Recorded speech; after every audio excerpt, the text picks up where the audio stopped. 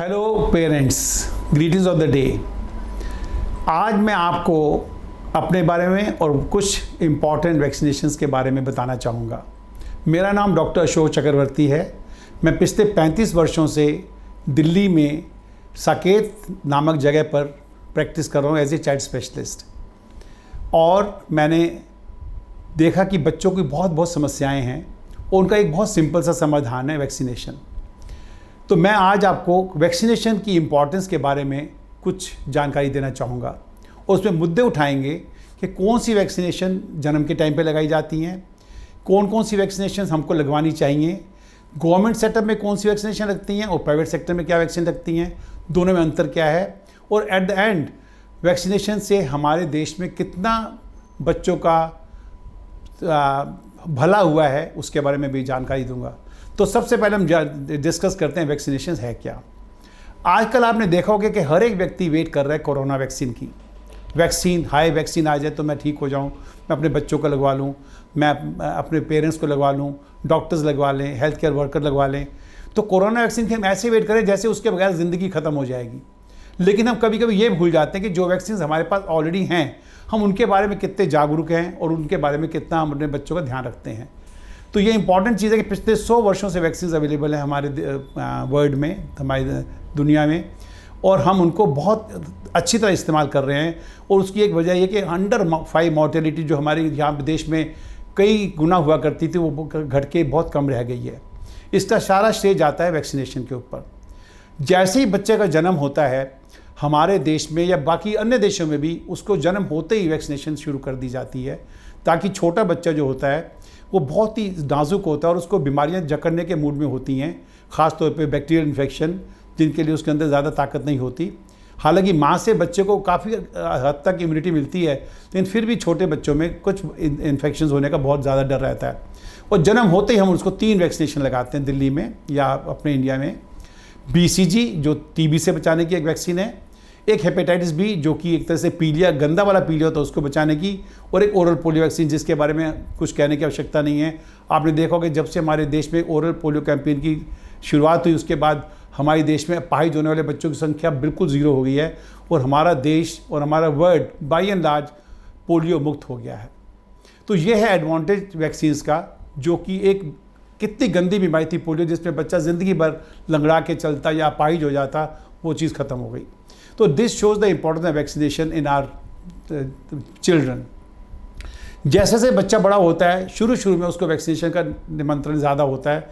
हम हर 2 महीने पे, 1.5 महीने पे, महीने पे बच्चे को बुलाते हैं और एक लिस्ट ऑफ वैक्सीनेशन हम पेरेंट्स को दे देते हैं कि आपने अब बच्चे को ट्रिपल एंटीजन लगवाना है, उसको निमोनिया की वैक्सीन लगवानी है, उसको रोटा वायरस वैक्सीन लगवानी है। और जैसे जैसे बच्चा बड़ा होता है फिर हम आ जाते हैं टाइफाइड वैक्सीन पे, हेपेटाइटिस वैक्सीन पे और मेनिंगोकोकल वैक्सीन के ऊपर।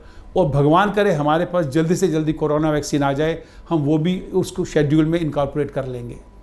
अब प्रॉब्लम ये आती है कि कुछ लोग कहते हैं कि हमने गवर्नमेंट में वैक्सीन लगवाई और हमने प्राइवेट में वैक्सीन लगवाई, तो उनमें दोनों में अंतर क्या है।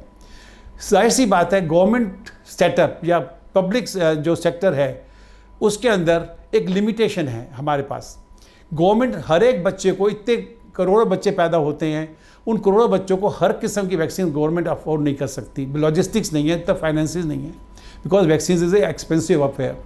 तो गवर्नमेंट ने क्या सोचा कि जो बहुत एक 6 या 7 8 किलर डिजीज़ हैं जिनसे कि ज़्यादातर बच्चों की मॉर्टेलिटी या ज़्यादातर बच्चे पीड़ित होते हैं, उनकी वैक्सीनेशन गवर्नमेंट सेटअप में लगा दी जाए। बट वैक्सीन तो बहुत सारी हैं और बीमारियाँ बहुत सारी हैं। तो कुछ वैक्सीन ऐसी हैं जो कि गवर्नमेंट ऑफ इंडिया ने अप्रूव कर दी हमारी कंट्री में कि जो पेरेंट्स चाहते हैं वो वैक्सीन लगवा रहे, तो उसको हम कहते हैं प्राइवेट सेक्टर वैक्सीनेशन, और एक होता है गवर्नमेंट सेक्टर वैक्सीनेशन।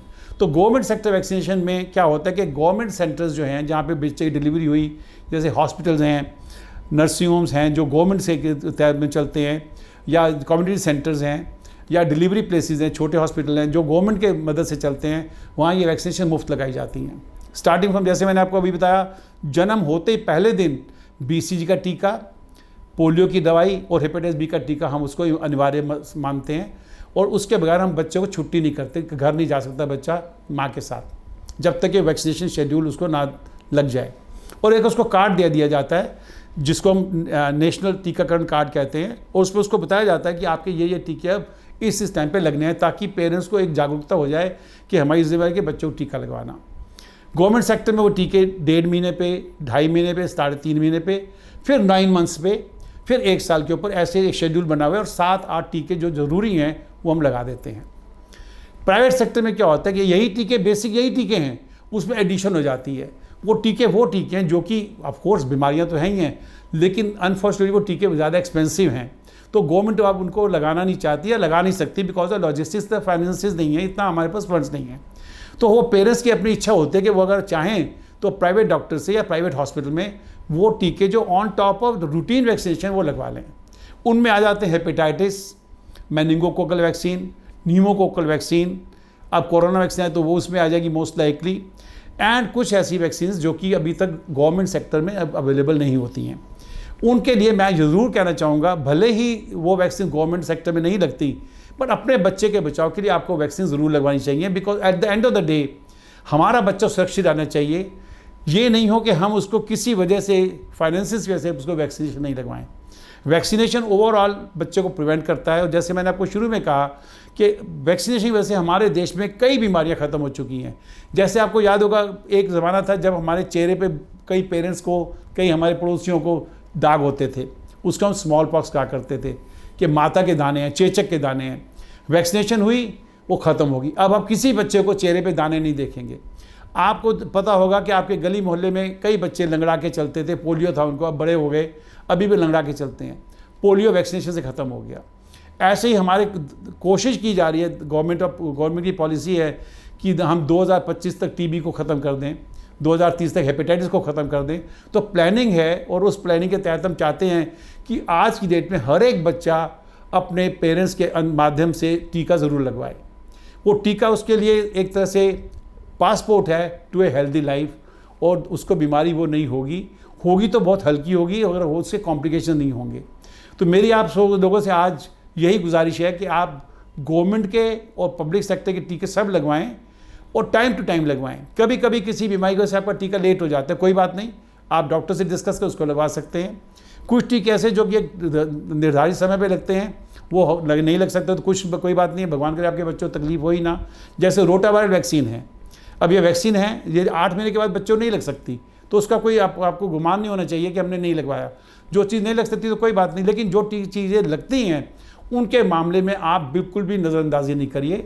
और एक स्वस्थ बच्चा तभी हो सकता है जब आप उसको वैक्सीनेशन लगवाएंगे। वो बच्चा फलेगा फूलेगा, उसको जो कॉमन बीमारियां जिनको वैक्सीन प्रिवेंटेबल डिजीज़ कहते हैं वो नहीं होंगी, और आपका बच्चा भगवान की दया से सुरक्षित रहेगा।